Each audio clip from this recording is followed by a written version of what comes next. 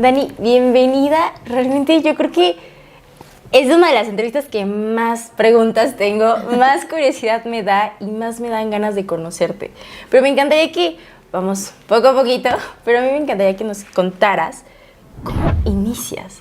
O sea, me encantaría ir sabiendo cómo es que inicias, cómo es que ves, de dónde nace todo lo que estás haciendo. Sí, no, primero que nada, muchas gracias por la invitación. Siempre feliz de platicarles un poquito más acerca de lo que hacemos. Yo empecé en la universidad, yo soy abogada, y cuando estaba estudiando la carrera de Derecho, yo trabajaba en un despacho, o sea, de litigio, nada que ver con cárceles, ni tampoco había tenido nunca el interés, conocía poco del sistema penitenciario, pero un maestro de la universidad nos invitó a dar asesoría jurídica pro bono a las mujeres en la cárcel. Entonces me dio muchísima curiosidad conocer cómo es la cárcel, ¿no? Decía, bueno, como abogada, por cultura general al menos, pues alguna vez en la vida tenemos que conocer un penal. Y me apunté para ir a dar asesoría jurídica. Y la verdad es que descubrí muchas cosas en esa visita. Es muy impresionante todo, ¿no? Desde que llegas, cómo ves a la gente formada que carga comida, que carga ropa, niños, mujeres, desde la madrugada formados para entrar a ver a las familias, los filtros de seguridad. Me acuerdo que el penal de Barrientos es, tienes que cruzar el penal de hombres para llegar al de mujeres. Entonces también como mujer cruzar un patio con miles de internos viéndote y demás. Pero a mí me llamaba mucho la atención decir, bueno, ¿y qué hacen todo el día, no? O sea, te quedan 10 años de condena y te despiertas y ¿qué? ¿No? Entonces me puse a platicar con las mujeres privadas de la libertad, como de, pues, ¿qué haces todo el día? ¿No? Y me decían, pues, ¿qué hago de qué? Ok, yo sí, o sea, no hay una clase, no hay una actividad, algo que puedas aprender, o sea, matar tiempo, ¿no? Déjate ganar dinero. Y me contaban que no, o sea, que había una escuela, que le venía una maestra para que terminaran tipo de educación básica, pero que la verdad era una mujer para, o sea, una maestra para todas las mujeres, y bueno, pues era un relajo, ¿no? Entonces casi nadie iba y ya fuera de eso, pues no hacían mucho más. Y también aprendí, que yo la verdad no sabía, que todo cuesta en la cárcel. Desde, o sea, comida, bueno, comer comida decente, no la que dan ahí, que está asquerosa. Lugar donde dormir, una almohada, una cobija, incluso recibir visitas, toallas sanitarias en el caso de las mujeres. ¿No? Todo cuesta, ¿no? Entonces una chava me decía que se gastaba hasta 300 pesos diarios por lo más básico, ¿no? Estamos hablando de comer, dormir, vestirte y ya. En fin. Entonces vimos que muchas mujeres hacían artesanías, se bordaban, tejían, pero eran productos que difícilmente podían venderlos afuera como a gran escala, ¿no? Entonces dijimos, bueno, hay que traer un producto un poquito más comercial, lo vendemos afuera y les damos el dinero. Y así es como empieza la cana. Y a mí me encantaría saber primero, ¿qué edad tenías en tu primer acercamiento con una cárcel? La primera vez que fui a una cárcel tenía como 21 años. Hace 10, tengo 31. No, hombre. Pero la cana lleva 6 años, ya formalmente constituida. De hecho, ahorita en marzo, el 31, cumplimos 6 años. Oh, felicidades. Gracias. Felicidades. Y entonces tienes este primer acercamiento, empiezas a darte cuenta de la realidad que viven ellos, lo que tienen y dices como que qué hacen en el día. Y luego, ¿en qué momento es? Ok, vamos a emprender y vamos a emprender ante esto. Pues la verdad es que se fue dando poco a poco, como te digo, empezamos como un proyecto aparte de nuestro trabajo. Somos 4 cofundadoras, somos 3 abogadas y una psicóloga. Y empezamos como un proyecto aparte los fines de semana. De hecho, íbamos los sábados, que es pues cuando no teníamos que estudiar ni que trabajar porque estábamos en la carrera. Y empezamos a vender... A vender cada vez más productos, como que la voz empezó a correr. La verdad son productos muy bonitos que sirven muy padre para regalos de niños. Entonces empezó a correr la voz, empezamos a crecer y de pronto pues empezamos viendo que sí, la necesidad económica es muy fuerte, pero si quieres realmente hablar de reinserción social, no es nada más le voy a dar trabajo a una persona o le voy a dar dinero a una persona y ya no. O sea, nos dimos cuenta que tienen pues temas emocionales muy fuertes, muchos temas de violencia sexual y nos empezamos a meter como, ahora sí que hasta la cocina. Implementamos un modelo integral de reinserción social. Entonces tenemos el área de capacitación laboral y empleo. Bueno, ahorita cuento un poquito más de cómo hemos avanzado, pero está esa área, está el área de salud mental, de educación, arte, cultura y deporte. Llevamos talleres, por ejemplo, tenemos un taller de teatro, de yoga, de meditación, clases de computación. Nos metemos mucho en tema de incidencia en políticas públicas a nivel legislativo y investigación. Y tenemos otro proyecto que se llama Proyecto Libertad, que es para defender a mujeres inocentes en prisión o mujeres que sufrieron violaciones a sus derechos humanos. Y por último tenemos el programa de seguimiento en libertad. Para cuando las mujeres salen de prisión, les ayudamos a conseguir un trabajo. Continuamos con la atención psicológica para ellos, para ellas y sus hijos e hijas. Y tenemos programas de educación también. A mí me encanta saber, o sea, te veo en todo lo que hacen, en todo lo que abarcan, porque no solamente te enseño a trabajar, no solamente claro. te digo, bueno, haz esto, de esto ganas y yo lo vendo, ¿no? O sea, es algo global en donde estás cuidando todos los aspectos de las personas. Pero a mí me da curiosidad, ¿qué te decía la gente que te rodeaba? Porque, digo, no es tan común llegar un día y decir, me voy a dedicar a dar trabajo y a llevar toda la parte global en un crecimiento de las personas. Sí. O sea, me imagino que, tal vez un como, ok, de todo lo que vamos a hacer, pues mira, okay. Claro, es todo un tema cuando, no sé, estás en una cena y ¿tú qué trabajas? No, pues trabajo en la cárcel, es como, ¿cómo? ¿No? En mi familia en particular, mi abuela paterna, dentro de las muchas causas que apoyó, trabajaba con personas privadas de la libertad y hacían como canastas de las típicas de mimbre del mercado y las vendía. Entonces como que yo crecí un poco normalizando de alguna manera el trabajo en prisión y el visitar las cárceles y como que siento que eso ayudó a que yo nunca crecí como con el estigma o el miedo quizás a alguien que estuvo en la cárcel, ¿no? Que mucha gente de manera justificada no tiene ese miedo. Entonces como que en mi familia no fue así tan raro como ¿por qué quieres ir a la cárcel? ¿No? Como, bueno, pues qué padre que sigas haciendo eso, claro. ¿No? Pero sí, la verdad es que es un mundo complicado, es un mundo en que pues hay pocas mujeres trabajando en el sistema penitenciario. Ya somos algunas ONGs casi siempre lideradas por mujeres todas, pero es un mundo difícil pues para las mujeres en general. Sí, no, y no me imagino que en una circunstancia así qué tan más difícil también es, ¿no?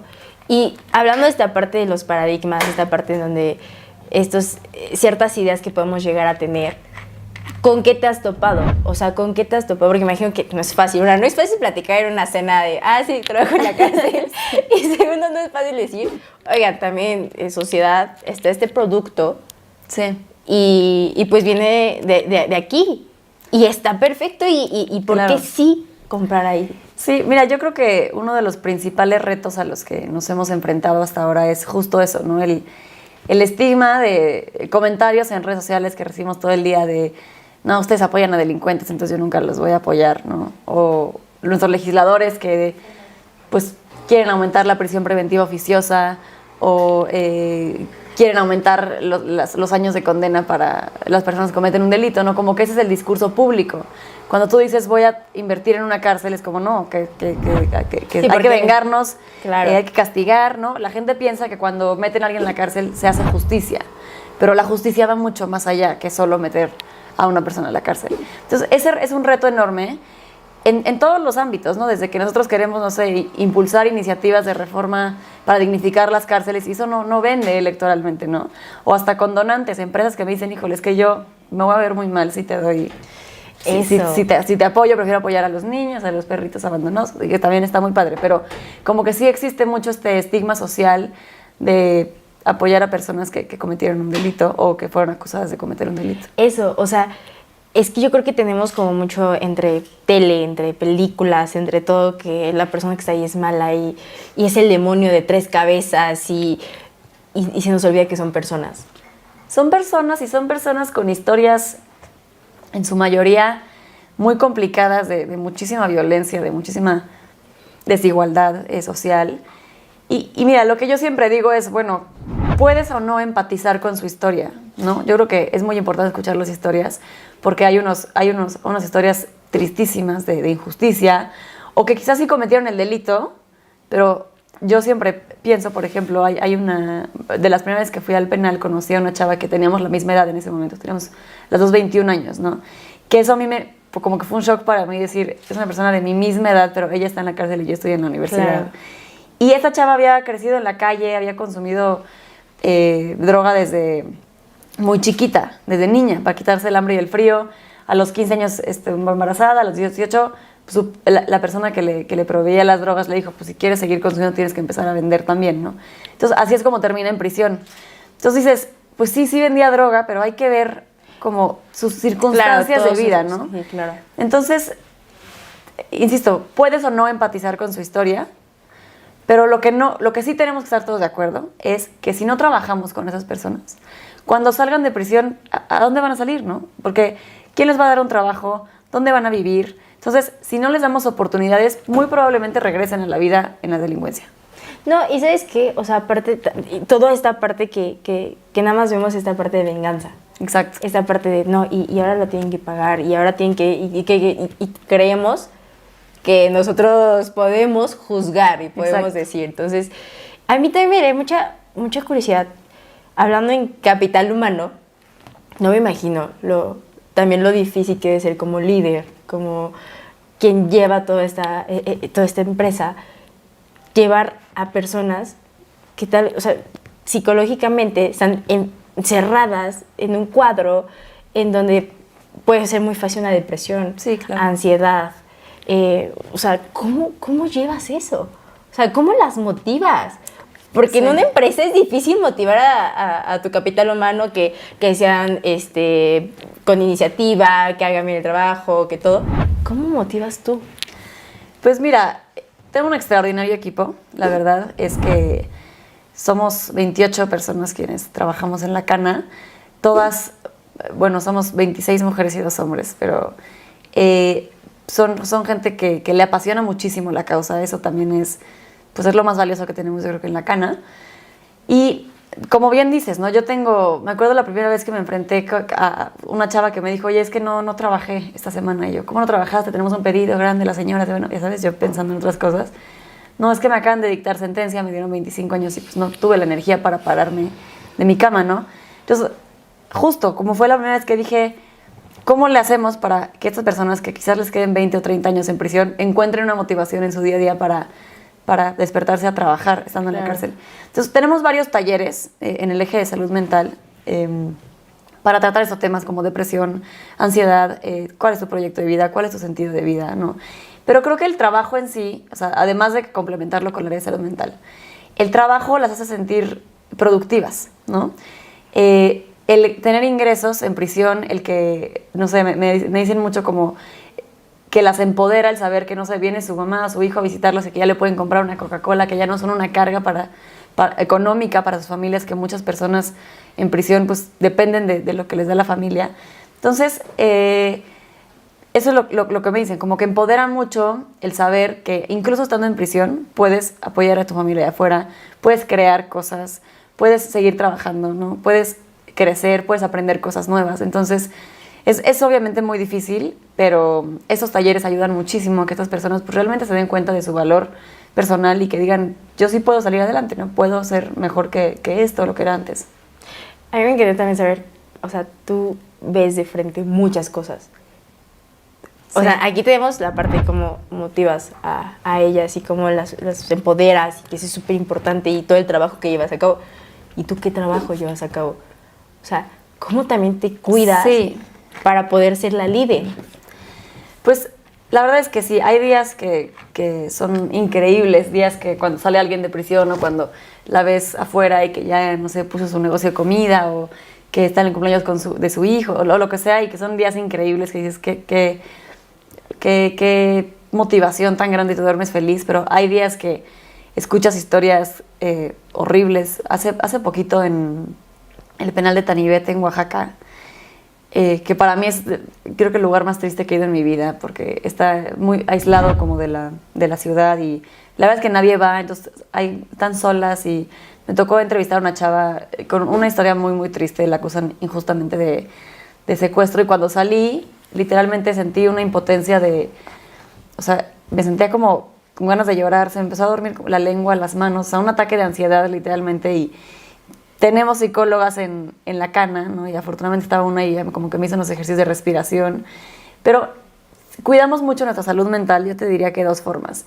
Una, viéndole el lado positivo, ¿no? O sea, hay historias horribles, el sistema penitenciario es horrible, tristísimo, injusto, corrupto, asqueroso, pero estás haciendo algo al respecto. O sea, no te estás quedando con los brazos cruzados. Y eso para mí, pues, el yo saber que yo estoy dando lo mejor de mí al hacer mi trabajo y que estoy haciendo lo posible por cambiarlo, es suficiente para no deprimirme ante todo lo que veo, ¿no? Y también en la oficina trabajamos mucho este tema. Cada 15 días tenemos como un círculo de...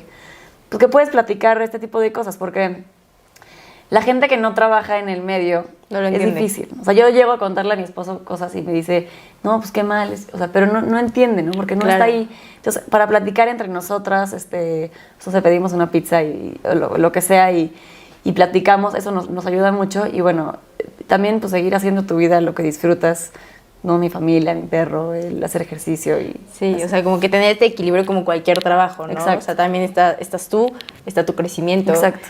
Y a mí me encantaría, para ir cerrando un poquito la entrevista, que me dieras una frase por la cual, o sea, que en esta frase resumieras el por qué sí, comprar los productos y por qué sí apoyar este sector que como me platicabas, muchas personas es que no sé cómo me voy a ver.